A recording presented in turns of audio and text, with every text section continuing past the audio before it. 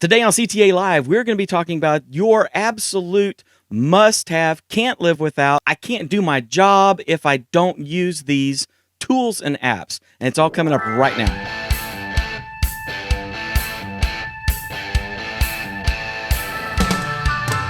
Hey guys, welcome to CTA Live. I am your host, Dave Curley. I am the founder of CTA Live, and with me, as always, is my intrepid, lovely, and talented partner. Let's see, is there any other really cool adjectives I can give to you, Justin? Splendiferous. Splendiferous partner, Justin, the man, Nava. Hey, what's going on, guys? Thanks for watching. Appreciate you. We're going to have a lot of good time today. Yes, we are. Today, we're going to be talking about tools and apps and things like that we use that are kind of our must-have things that we need to. Before we even do that, if you're new here, we're basically a community and a website that are dedicated to learning how to use and exploit media and technology in order to fulfill the Great Commission. Usually about this time, Justin, we break in and give a tooltip or something that is useful that you or I use. However, we're kind of not doing that today because the whole episode is kind of one great big tooltip, wouldn't you say? Yeah, absolutely. So when it comes to the work that you do, well, first off, did you come up with any kind of criteria for how you were going to give these tips or these tools or these apps as you're going to show these? Because mine are kind of a hodgepodge. Yeah, mine are too. Mine are really getting things done. Okay. And a lot of them are collaborative tools. I was saying before the show that, I don't have a full-time position at the church right now, so I am not on campus every day. And in fact, much of our church is volunteer-led.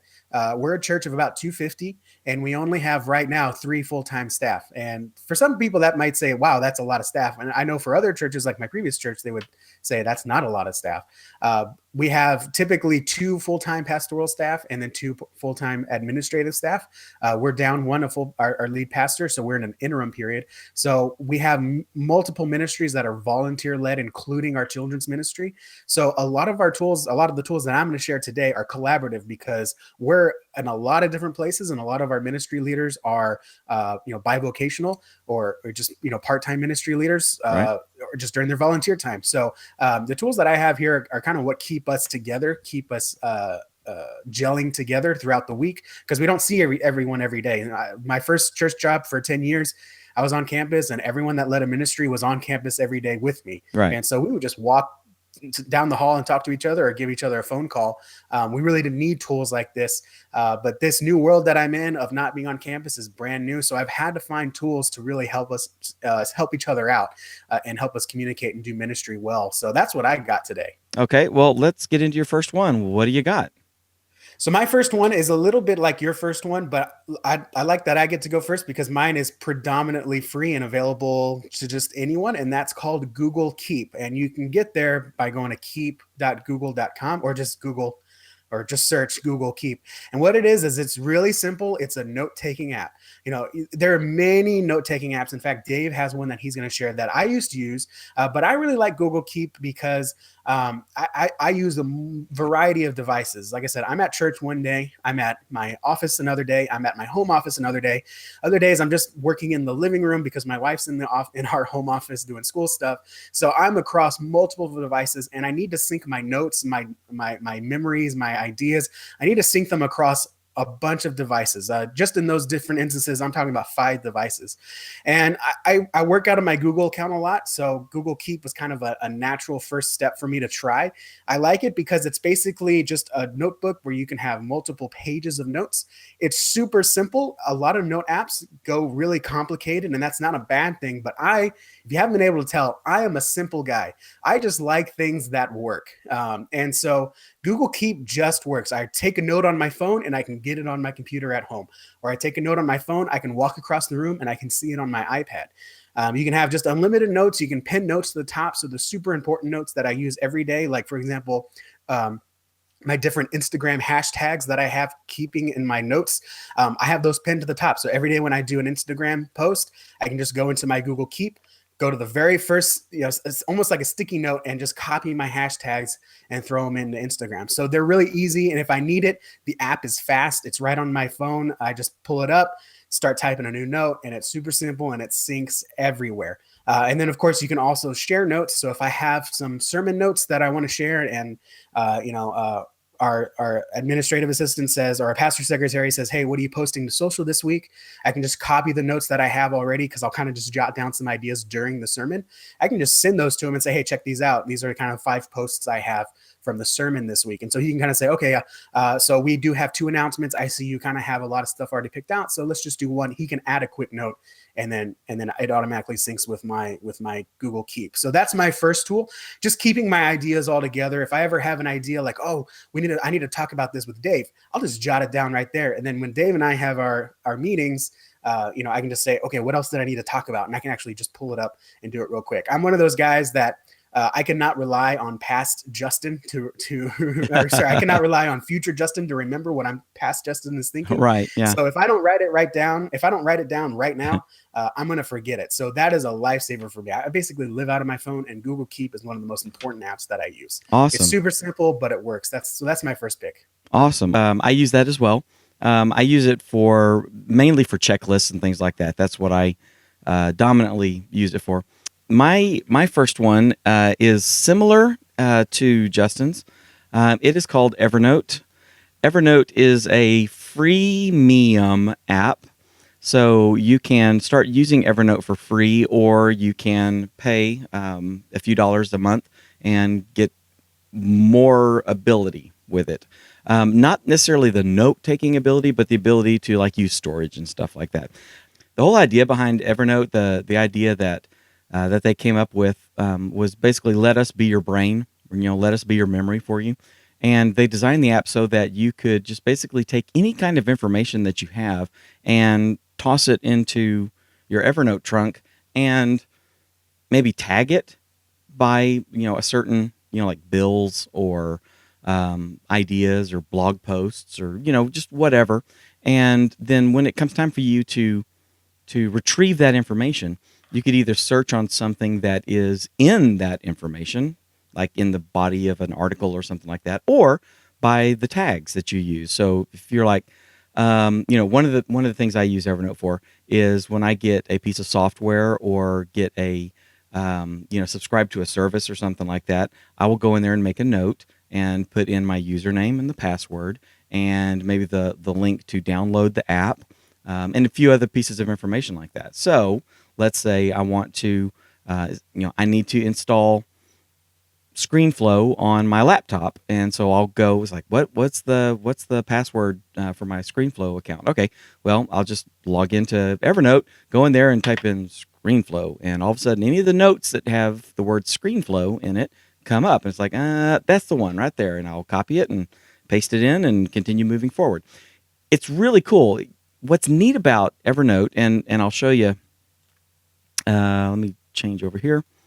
What's really cool about Evernote is that they let you do other types of things. So you can put in now that this is all my sensitive information. So I'm gonna try to be very selective about what I show you here, because I do have really sensitive information. But like bills. So I'm gonna go to bills here, and we can go to, let's see, Time Warner, and I can open up that notebook, and in there these are screen captures that I've done of my Time Warner bill, and it shows how much I made a payment to and all that, and these are scrapes basically from the page. Now, one of the things that you can do in here is if you have like a PDF file, if you download, say, your download a manual for the soundboard, then you could go in and make a note that is, the SD9 soundboard, and then you can type in their manual for SD9 soundboard and take that PDF, drag it, and drop it in. And now that PDF is stored in that note. And what's really cool is that Evernote will go through that PDF and use OCR, which is optical character recognition, and it will index basically all of the words and letters and everything in there, so that if you want to, um, if you need to find out how to use one of the inputs, you could just let's say you open up that PDF there and you type in input, and then it's going to show you all the pages in there that have the word input on it, and then you can go and find what you need to do. Evernote is really cool. You can keep audio files, you can keep video files. Keeping Evernote on your phone, they've got a little app that, like a little toolbar if you're an Android user, that you can say, take an audio note, and boop, you take an audio note and say, hey, be sure to pick up this, that, and the other, and then drop it into Evernote. It automatically files it. I scan receipts through Evernote. I can scan business cards and it'll organize them into contact information and stuff. Evernote is really cool. I like it. And I think I pay like $5 a month for it for some of the extra services. So I highly, highly recommend it. Justin, do you use Evernote ever? I used to use Evernote. I used it pretty heavily. Man, it was probably 2 or 3 years ago. And that's when they made the change to the pricing model where you can get 2 device syncs for free. Right. And then after, if you wanted more than that, then you would need to pay for the plan. And it's not expensive. It's a great app. And there are many times that I wish I had those features, but I just wasn't at the place to pay. And I was like, let me try Google Keep. And I think I had an Android at the time. And so I said, let me just try that. And I just kind of stayed with Google Keep and, Cool. and just never found a real good reason to go back to Evernote. Cool. All for right. myself. All right. So what is your next one? My next one is keeping along with the with my Google theme here is actually G Suite, and that's Yes. Google's version of online Office, basically Microsoft Office. Word, PowerPoint, Excel. Google has their own version of that called G Suite. It's actually probably more relatable with Microsoft Office 365. It is the business version of your personal Google account. You don't actually have to have a business if you want to do G Suite just to have your own email address. So, for example, I have the email address justin@justinnava.com. You can't just create a Google account for free and then link it to your domain name. You would use a G Suite account, which gives you the business class version of the Google tools. Now, where this really comes in handy, and we actually did a huge, huge campaign and switched in our last church to G Suite because G Suite, even though it costs me and Dave $10 a month per user or $5 a month per user on the light plan, G Suite is actually totally free for nonprofits, which includes churches. So if you're a church with a 501(c), you can actually get G Suite for free for unlimited users.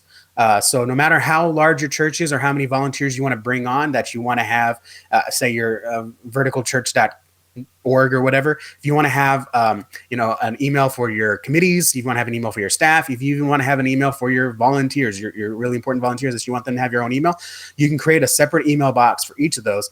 Then they also each get access to the Google Docs, Google Excel, Google Sheets, Google Slides, and the Google Drive. So you can set up a Google Drive, which is kind of like, if you're, again, in the Microsoft world, it's called a SharePoint.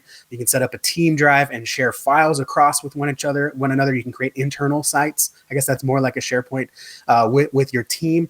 And again, it's absolutely free. So what that does is, especially if you're on different devices, we were mostly Mac at my church, but we also had a few Windows users, and the private school that was on campus was also Windows. So if we ever had to share files with another, it was real tough because Macs, had Pages, and the Windows had Word. Well, if we just we switched everything to Google, to G Suite, and then everyone had just worked out of Google. So it was all online. It wasn't on your computer. It didn't depend on what device you were on. If you were on your tablet, if you were on your Mac, if you were on your PC, you just went to Google. It was one place that you can go. All your stuff saved in the cloud. All your stuff is auto-saved. And then Google has really grown their usage of, they have really professional looking slides. A lot of professional YouTubers that do slide decks do it in Google Slides.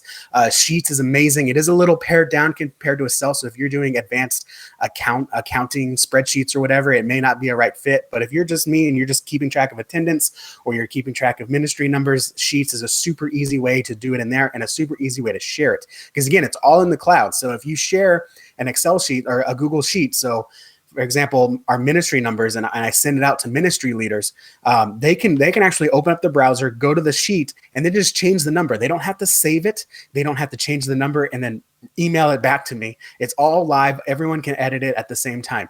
It is very much similar to Office 365. The reason that I just like Google is because Google has a little bit more reliability in my experience with Agreed. handling everything togetherness. Yep. We have Microsoft Office at my day job at the university, and there's a lot of headaches that I have there that I just don't have with Google, especially when it comes to OneDrive. Yes, If I I can, agree. I despise OneDrive Yep. with a passion, but Google Drive has never failed me. So that's why I always go back to Google. Microsoft does great stuff, but I don't know what it is. OneDrive just seems to always be lacking. So that's why I like Google G Suite. And again, it's free for nonprofits, which includes churches. So that's my number 2 tool. Fantastic. And I agree wholeheartedly with your tool. We're using G Suite with Church Training Academy, and you and I both have been using Google Docs and Google Drive and all that for years. So yeah, the Google Suite of tools we really really like. All right, so my next one is called Lastpass. What this is a password vault, basically. What Lastpass does is gives you a place to keep all of your passwords that you can easily access. And when I say easily access, I mean you can easily access it, not someone else, okay? They don't even have your passwords. They encrypt it. You have a key here, wherever you are on your device or whatever, you have part of a key, they have part of a key. You're the only one who's able to see it. They explicitly tell you, hey, when you're setting up the master password for your account, you need to remember this because we can't give it to you. The only thing we can do is like help you like reset it. But that's it. And getting it reset is a chore, is a huge chore. Doing a password vault gives you the ability to have really, really, really secure passwords, okay? Especially if you let them generate it. So some websites, you want to really lock down the security, like your banking website, right? You don't want anybody trying to get in there and get your stuff. So what you can do is, like if you're at Chase and you're creating your account, your online account, you can put in your username, and then if you have LastPass installed, and it's just a extension that runs in your browser, and it's an app that runs on your portable device. And basically, what it does is when it gets to a field where like name or password are, it gives you like a little emblem in each of those fields. And if you click that emblem, it can show you what name that you want to drop in that box. So Dave Curley, drop it in there. And then if you have a password associated with that name, it'll be like, do you want to use the password that's associated with the name Dave Curley? And you'd be like, for this website, no, I want to generate and fill. So generate a new password. You can go in there and tell it, I want it to be 9 characters. I want it to be 183 characters. I want it to be readable. Okay, I want it to be not readable. I want it to have special characters. I don't want to have special characters, only numbers and alphas. You can give it these sort of things, and then it will generate it and put it in there and put it in the confirm your password field, and you're done. When it comes time to log into that again, if you have the browser extension running, when you get in there, it will pop up and say, "Hey, do you want to do you want to throw this information into the thing?" Yes. Boom. You do it, and there it is, and you log in. Now, what's cool is the only password you actually have to remember is the one that you set up your LastPass account with. Okay, so my LastPass account password is like 40 something characters. It's like a couple of sentences worth of stuff. Okay, something that I will remember, but no one else will be able to do, so they can't hack in. Also, on your phone, so that you don't have to type in 40 something characters, in my case, to log into LastPass, it lets you authenticate and then put in a code. It's like a PIN code, like your PIN code at the bank.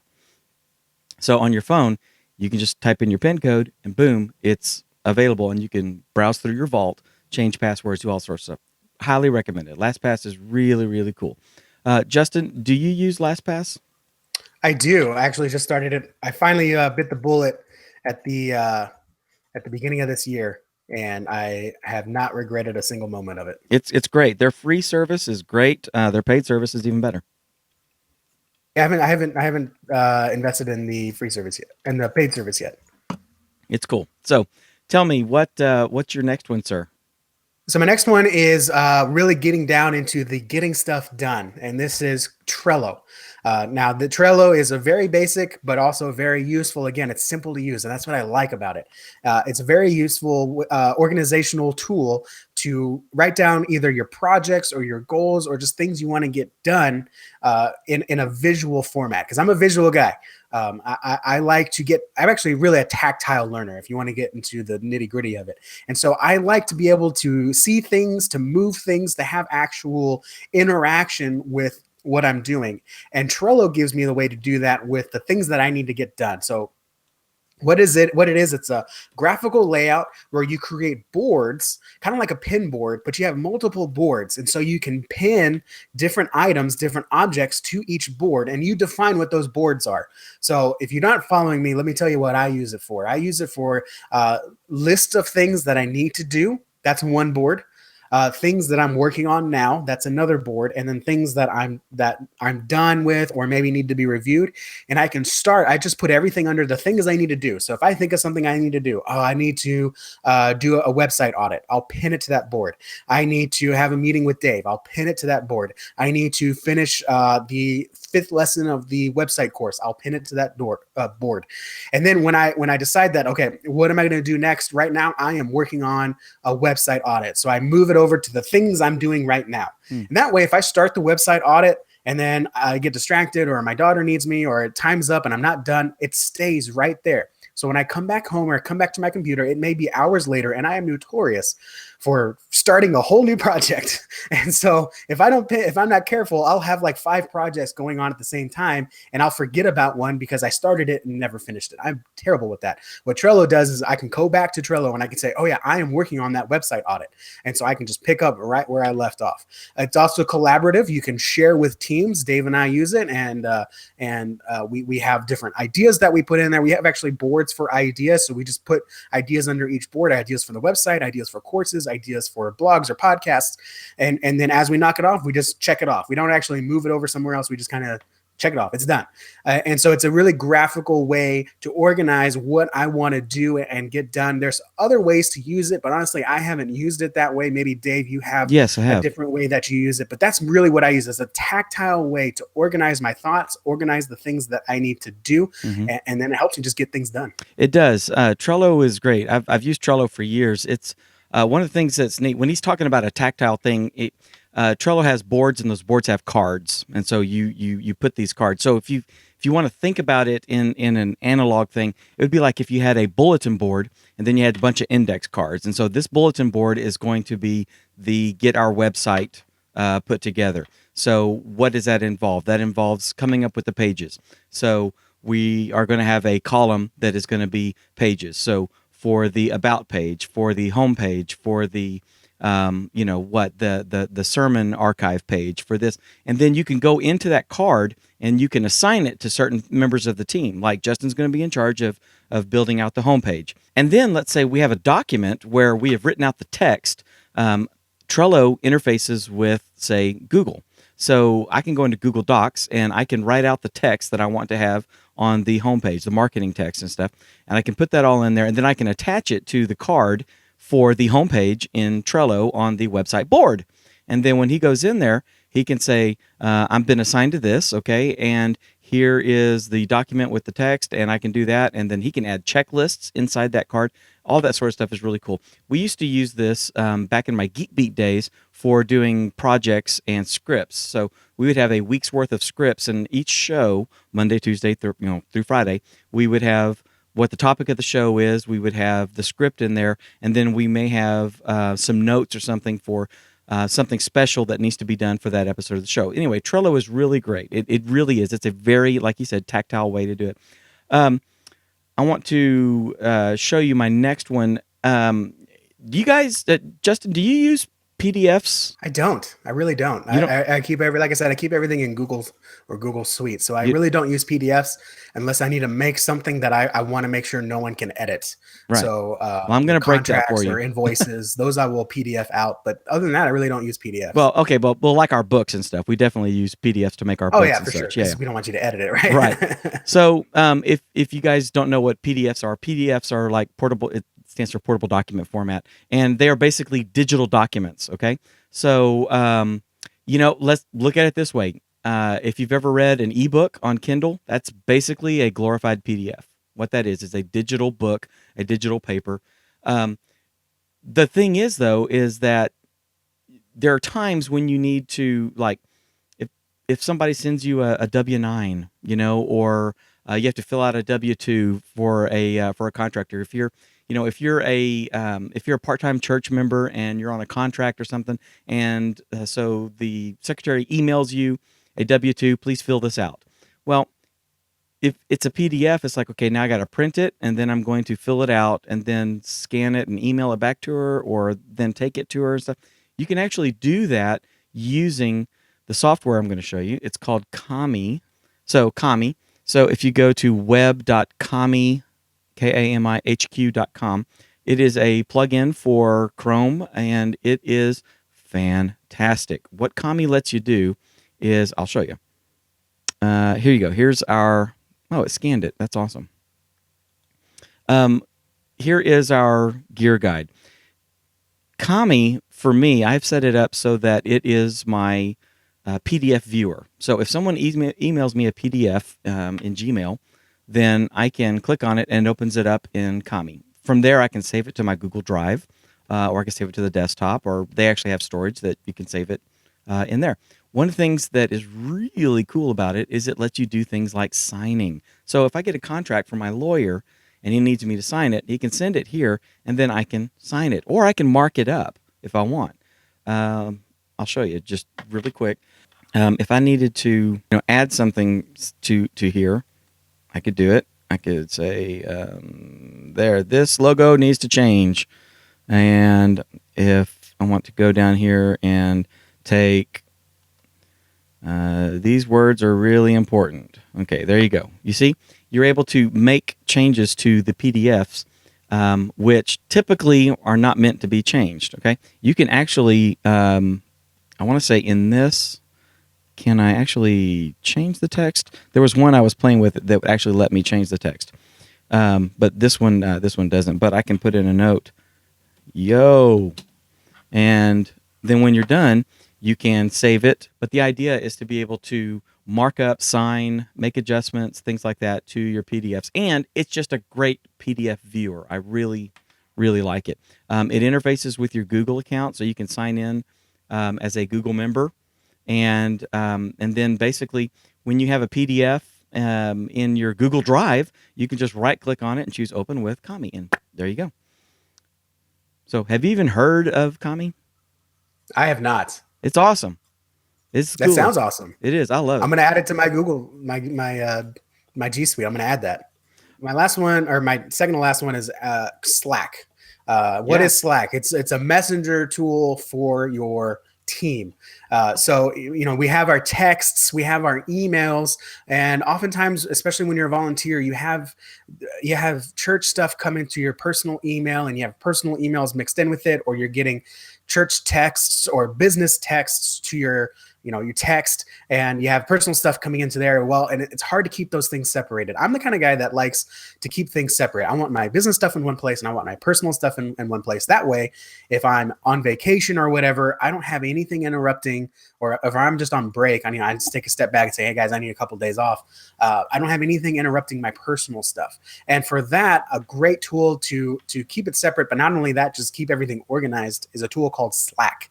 And Slack is basically, if you want to go old school with it, it's kind of like a chat room just for your business. It's similar to the newer Microsoft Teams. Slack came first, and Microsoft said that's a good idea, let's do it too. So they created Microsoft Teams. But I have experience in Slack, and what it is you add everyone in your organization to Slack. They have their own usernames basically, You can direct message everyone there, but more importantly, you can create these different channels, which, if you want to think about it, they're kind of like chat rooms for different teams, for different projects. And then when you communicate through those channels, everything is saved there. When you share files, they're saved there. And so what ends up happening is when you have your internal communications all happening on Slack, you have one place where you know you will find everything.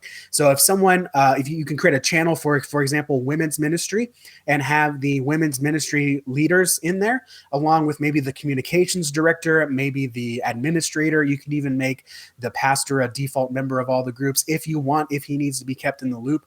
You can have a channel for the youth ministry. You can have a channel for the basic office stuff. And we even had a channel in my last church when we switched over to just fun stuff. So instead of sending funny emails and taking up space in their inbox, or just, oh, you have these, we just had one channel for it. And so when you were all business, none of that stuff got in the way. We like to have fun, but we like to work hard too. So what ended up happening, the reason why I recommend this and why I love this, and no one saw this coming. When I first introduced Slack in my last job, it was one of my final projects. I said, when you leave a position at anywhere really, but especially at a church, you think, what battles can I fight right now that the next guy doesn't have to? And I think one of those battles that I really felt that I needed to, not really battle, but one of the things that I really wanted to implement was Slack, was a way to communicate, because we had many leaders using their personal account. We had many leaders using their email for inner office communications and external communications. And then we had many people using text. So I said, let's switch to Slack. Let's try it out. What ended up happening was we had a definitive place where we kept all of our organizational projects and communications and even files. So no longer did we have to skim through emails to find an email from last week about the Lord's Supper this coming week. We just knew it was in the service channel. It was in the Sunday service channel.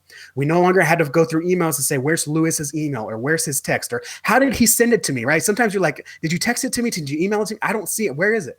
I always knew exactly where it was. And then that turned our emails into just an external facing communications. So our email box after a few months was just external emails, which made our emails nice, neat, and organized. You can also just turn off Slack and say, hey, Slack, don't ding me after 5 p.m. And that's what many of our pastors did. And so they never got bothered when, no more emails were coming in, or no more texts were coming in bothering them for stuff that they didn't have to deal with till tomorrow.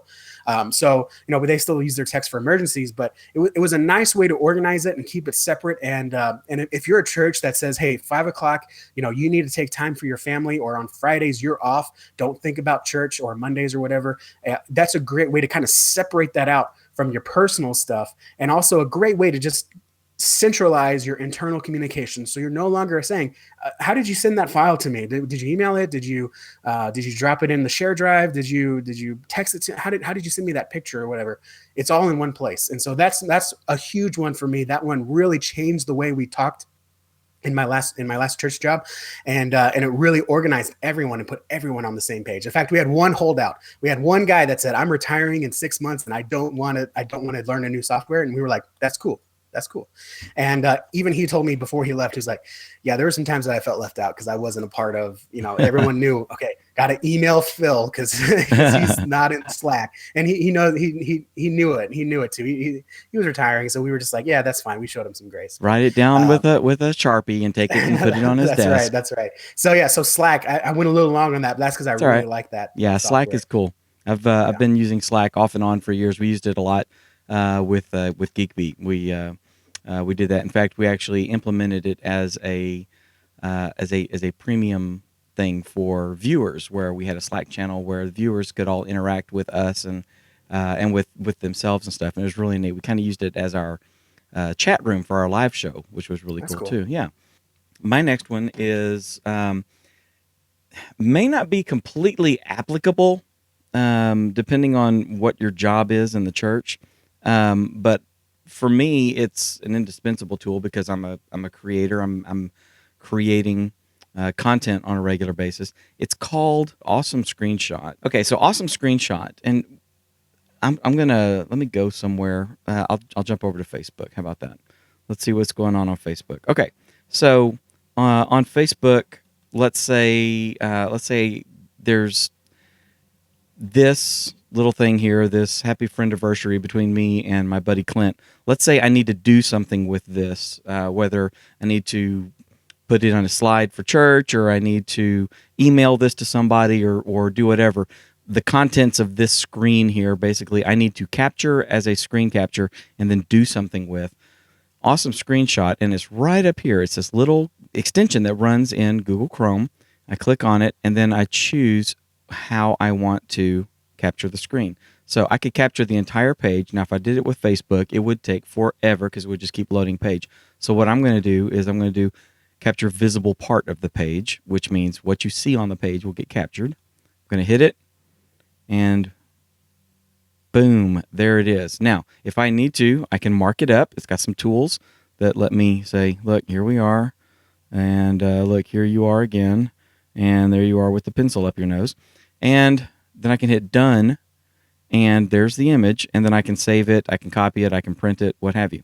So it's really useful. One of the things that I use it for is like in this episode of the show. I've been showing you live because I've got my switcher set up to do that.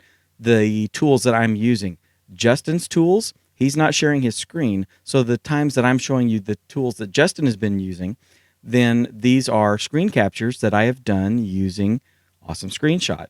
And then I just, in video, I just take that image and I put it on the screen, and then I've just kind of been scrolling it up nice or zooming into a certain area to show you that. That's what I use Awesome Screenshot for. What can you use it for? What do you need to use it for? Do you need to do a screenshot of a web page, of your church's web page to show in an email? Or do you need to have it as a part of a presentation? Or do you need to print it out into a manual for whatever reason? You see what I'm saying? You've got the ability to take what's on your browser, make it into a JPEG, and then do something with it. And that's what Awesome Screenshot lets you do. Have you ever used it, Justonian? Yes, I have it on my Chrome right now. In fact, I was up until this year, I was a whatever you call a paid member. I think it's only like $20 a year, Yeah. which is amazing. Another great thing is it'll do screen recordings, right? Yes. Mm-hmm. Yeah. For the free version, I think you get up to 20 seconds. So if you just need to show someone, hey, when you're at the booth computer, click this button or whatever, and you need to show them how to do it. That's an easy way to do it ahead of time and just email it to them. Yep. Yep. So it's really cool. With the free version, I think you get only 20 seconds or 30 seconds, but it's plenty if you just need to do a quick tutorial. And if you need to, just take a couple videos. Right. So really simple, and the markup is amazing. Yeah, I have that on my Chrome too. Yeah. Very good. What's your last one? And my last one is a really quick one. It's called Pocket.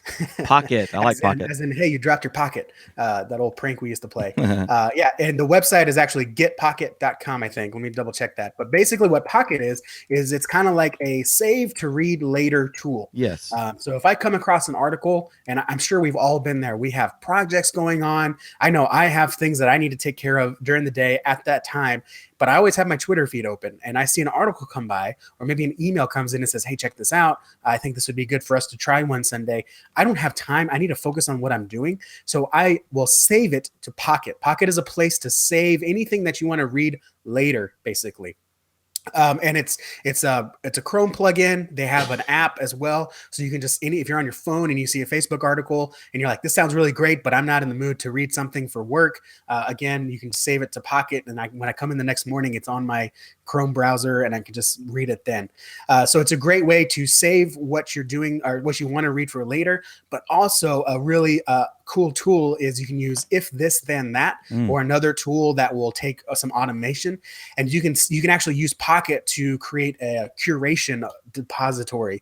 That was a long word, but basically to save things that you want to tweet out or share on Facebook. So say you read a really great Francis Chan article and you say, that's great, I want to share that to the church Facebook. You can save it to Pocket, and then Pocket, you can set if this then that or any other automation tool to say, hey, if there's something in Pocket, share it out to the Facebook. Yeah. So that way you don't have to copy the link, go onto Facebook, go to the page, create the thing, and you just save it to, you just one button, save it to Pocket, and then the automation tool will say, hey, there's something in Pocket, let's send it out to Facebook. Very cool. So that's a really great tool. There's a couple others that do that. Pocket has, again, it's the simplest one, it's the easiest one to use, and I really like it. And sometimes, I'll see something and I say, I want Dave to see that, so I'll put it in Pocket.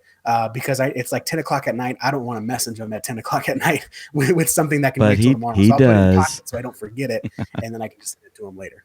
That's awesome. Yes, Pocket is cool. I really, really dig Pocket. My last one is dominantly Mac only. However, what Evernote has done with their Web Clipper kind of lets you have it anyway, whether you're on a different platform. It's called Skitch. This is Skitch, and what Skitch is a screen capture and annotation piece of software. If you guys are CTA Live members, then you've seen me use Skitch. CTA Live, CTA Insiders. If you are insiders, when I get a question about a piece of software, say like OBS or something like that, how do I do this, or where do I do this in this piece of software? I will open up the software, go to where it is, and then use Skitch to grab the image and then draw some arrows and put some type and show it to you. And I'll do that right here, actually. Now, I just did a screen capture. What I can do is I can say, grab the arrow key, and I can go like that, and I can go like that, and I can grab the text, and I can type in Justin, and I can come over here and type in some text, Dave. And then I can move these things around as I need. And let's see, I've used this with Chris Oshinsky a lot. And I've said, these are your scenes in OBS. Add new scenes here. You see how easy this is? And then, let's see, it's kind of hard for you to do it. I'll just kind of shrink it just a little bit. There you go. But like down here at the bottom, it says PNG or JPEG. I can click that and drag it, and now I have the actual image, and I can take this and drop it into Instant Messenger or into a Facebook field, just like I would drop an image in, and let it do its thing. And it is the coolest tool, period. I love Skitch. I love it. I love it. I love it. Most of the flexibility that Skitch has is built into an add-on or a browser extension for Chrome called Evernote Web Clipper. Evernote bought Skitch and sort of rolled its functionality in. So if you have Evernote Web Clipper, what it allows you to do, remember on Evernote I was showing you the like my cable bills. I've got the folder for this year's cable bills, and because I write off a portion of my cable bill because I have a home-based business.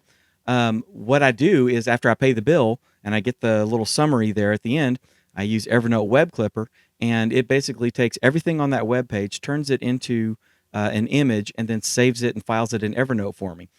When it does that, I have the ability to go in and mark it up if I want, just like I did in Skitch. So anyway, Skitch is really, really cool. There's alternatives to Skitch as separate apps available for Windows. I haven't played with any of them, but I'll put a list to some of the ones that other folks recommend in the post. But Skitch is great. The ebooks and stuff that Justin and I make, a lot of the screenshots and all that that have images with text written on them and stuff like that, where we're showing you guys things. The blog posts, all that sort of stuff. Skitch like crazy.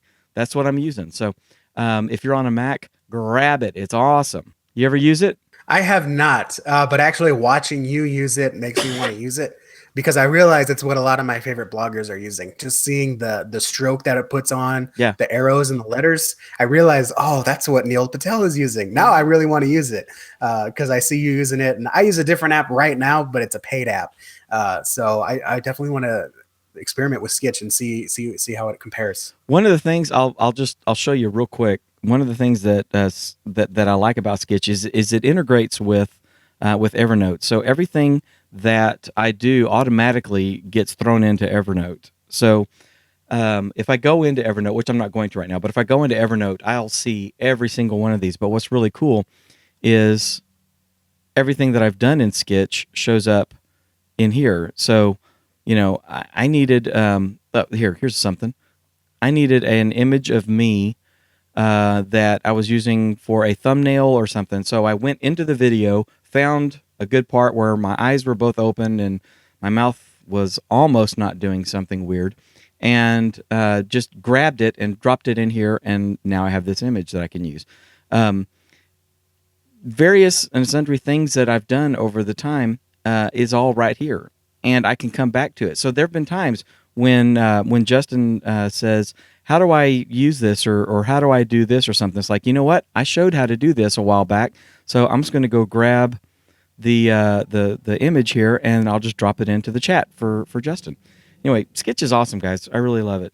Guys, if you are looking to add live streaming to your ministry in any way, if you've ever thought about live video, then I would encourage you to go to easylivestreaming.com, and you can get our free guide called Live Streaming for Churches the Easy Way, and we will show you how you can get started live streaming, how you can add live streaming to your ministry right now. There's 4 basic modes of live streaming. 2 of them you can do now with just your phone. It's really cool, and I highly suggest that you go see what's out there, because once you add live streaming to your ministry in all of its various forms, you will find your interaction in the online space going up. You'll find interaction on your Facebook page going up greatly, and that's exactly what we want when it comes to Facebook. Wouldn't you say, Justin? No, I'm with you. Yeah, that's man, live video is where it's at. So if you have never tried it or don't know what's going on, definitely check that resource out. Guys, thank you so much for joining us. Justin, I really appreciate it. We couldn't do the show without y'all. It's great having live interaction while we're doing this for you. I'm going to get this all edited and cut up, and we're going to get you links to all the different apps and all that sort of stuff. And guys, be sure to let us know what you're using. Let us know if you're using these apps, how you use them. We would love to hear from you guys. Thank you guys so much for watching. And take what you've learned today and go out there and start changing lives.